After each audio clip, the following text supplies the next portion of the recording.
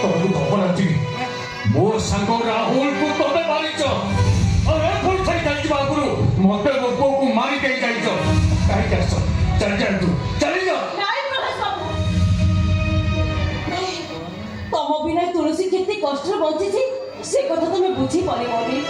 ମୁଁ ସତ କହୁଛି ପ୍ରୟାସ ବାବୁ, ସେଦିନ ତମ ସାଙ୍ଗକୁ ମୁଁ ମାରି ନଥିଲି।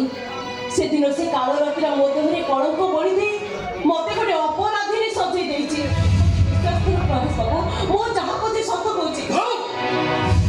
ଯେତେ ସଫେଇ ଦେଲେ ବି ତମେ ମୋ ମନକୁ କେବେ ବୁଝେଇ ଦେଇପାରିବ। କାହିଁକି ଏଠିକି ଆସ? କୋଉ ସ୍ୱାର୍ଥରେ ଏଠିକି ଆସ? ଚାଲି ଯାଆନ୍ତୁ, ଚାଲିଯାଅ। ବାବୁ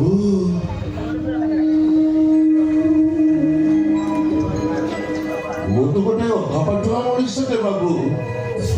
ସଂସାର ବିଷୟରେ ମୁଁ କିଛି ବି ଜାଣିନି। ଖାଲି ଏତିକି ଜାଣିଛି ସ୍ୱାମୀ ସ୍ତ୍ରୀଙ୍କ ଭିତରେ ଏମିତି ଅନେକ ଘଟଣା ଦୁର୍ଘଟଣା ସବୁ ଘଟେ। ସେସବୁକୁ ଧରି ବସିଲେ କଣ ଚଳିବ ବାବୁ? ବରଂ ନିଜେ ନିଜକୁ ବୁଝି ନେଲେ ସବୁ କିଛି ଠିକ ହେଇଯିବ। ମୁଁ କଣ କହୁଥିଲି କି ବାବୁ, ମୋ ତୁଳସୀକୁ ଆପଣ ଗ୍ରହଣ କରନ୍ତୁ। ମୁଁ ଆପଣଙ୍କ ଗୋଡ଼ ଧରୁଛି ବାବୁ। ପ୍ରୟାସ ବାବୁ, ଏ ତୁଳସୀ ଗୋଟେ ଅପରାଧିନୀ ଭଳି ତମ ସାମ୍ନାରେ ଛିଡ଼ା ହେଇଛି ପ୍ରାଶ୍ଚିତ ପାଇଁ। ସବୁ ପଛକଥାକୁ ଭୁଲି ଯାଉ ପ୍ରୟାସ ବାବୁ। ମୁଁ ସତ କହୁଛି, ଯେତେ ଦିନ ବଞ୍ଚିବି ତମରି ହାତ ଧରି ମୁଁ ବାଟ ଚାଲିବି। ତମକୁ ଛାଡ଼ି ମୁଁ କୁଆଡ଼େ ଯିବିନି। ମୋତେ ବିଶ୍ୱାସ କର ପ୍ରୟାସ ବାବୁ, ମୁଁ କୁଆଡ଼େ ଯିବିନି। ହେଲେ ପ୍ରୟାସ ବାବୁ, ମୁଁ ସତ କହୁଛି, ସବୁ ପଛକଥାକୁ ଭୁଲି ଯାଇ ଏ ତୁଳସୀକି ତମେ ସ୍ତ୍ରୀ ଭାବରେ ଗ୍ରହଣ। ମୋ ପଛକୁ ଫେରି ପାରିବିନି। ଏ ତୁଳସୀକୁ ସ୍ତ୍ରୀ ଭାବରେ ଗ୍ରହଣ କରିପାରିବିନି। କାହିଁକି ବାବୁ, କାହିଁକି? କାହିଁକି ନା ତୁଳସୀ ଘର ଚାଲିଗଲା ପରେ ମୁଁ ଦ୍ୱିତୀୟ ବିବାହ କରିସାରିଛି।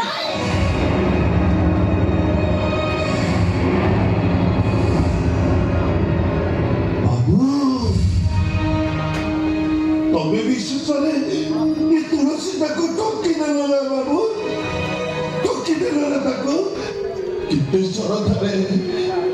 ସରଧାରେ ତାକୁ ଗାଁରୁ ସହରକୁ ଧରି ଆସିଥିଲି। ଭାବିଥିଲି ତାକୁ ତା ସ୍ୱାମୀ ପାଖରେ ଛାଡ଼ିଦେଲେ ଏ ମନୁଆଟା ଖୁସିରେ ନାଚିଯିବ। ଆଜି ତା ସିନ୍ଦୁର ଯେତେବେଳେ ତା ପାଇଁ ଭଗାରି ସାଜିଛି, ଏ କଥା କହିବି କାହାକୁ? ଆଉ ଶୁଣିବ କିଏ? କଣ ସୁଖ କିଣିବାକୁ ତୁ ପୁରା ମତେ ଗାଁରୁ ସହରକୁ ନେଇ ଆସିଥିଲୁ। ଦେଖିଲୁ ତ ସୁଖ ଗୁଡାକ କେମିତି ଆମ ପାଖରୁ ଆପେ ଆପେ ଦୂରେଇ ଯାଉଛି। ହେଇଛୁ କାହିଁକି? ଚାଲ ଆମେ ଗାଁକୁ ଫେରିଯିବା। ତୁଳସୀ, ମୁଁ କାହାକୁ ଯିବିନି କି ଗୁରୁଜୀକୁ ମୁଁ ଦେଖେଇ ପାରିବିନି। ତାକୁ ଭାବୁଛି କାହିଁକି ଏମିତି ଅବୁଝା ହଉଛୁ କହିଲୁ? ପଥର ପାଖରେ ମୁଣ୍ଡ ପିଟି ନେଇ ଆଉ କିଛି ଲାଭ ମିଳିବନି। ଚାଲ ଆମେ ଗାଁକୁ ଫେରିଯିବା। ଶୁଣ ତୁଳସୀ, ତମେ ଚାହିଁଲେ ଘରେ ପୁଣି ରହିପାରିବ। କାହିଁକି ରହିବ ବାବୁ? କୋଉ ସୁଖ ପାଇଁ ସେ ଆଉ ରହିବ? ସ୍ତ୍ରୀ ହବାର ଅଧିକାରକୁ ତ ସେ ହରେଇ ସାରିଛି। ସେ ଚାହିଁଲେ ଏ ଘରେ ଚାକରାଣୀ ହେଇ ରହିବ।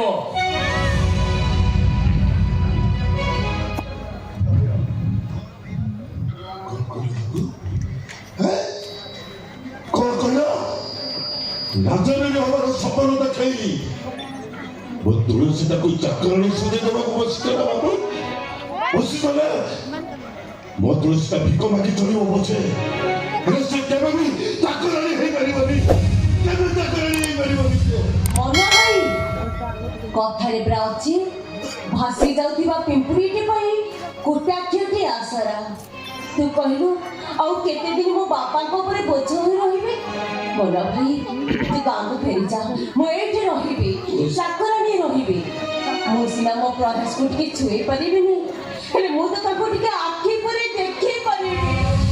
ମୁଁ ଏଇଠି ରହିବି ମନା ଭାଇ, ମୁଁ ଏଇଠି ରହିବି। ପ୍ରୟାସ ବାବୁ, ମୁଁ ତମ କଥାରେ ରାଜି। ମୁଁ ଏଇଠି ରହିବି, ଚାକରାଣୀ ରହିବି। ଠିକ ଅଛି, ଏବେ ଠାରୁ ତମେ କାମରେ ଜଏନ୍ କର। ମୁଁ ମୋ ବିଶେଷକୁ ପଠେଇ ଦଉଛି, ସେ ସବୁ କାମ ବୁଝେଇ ଦେବ। ଓକେ?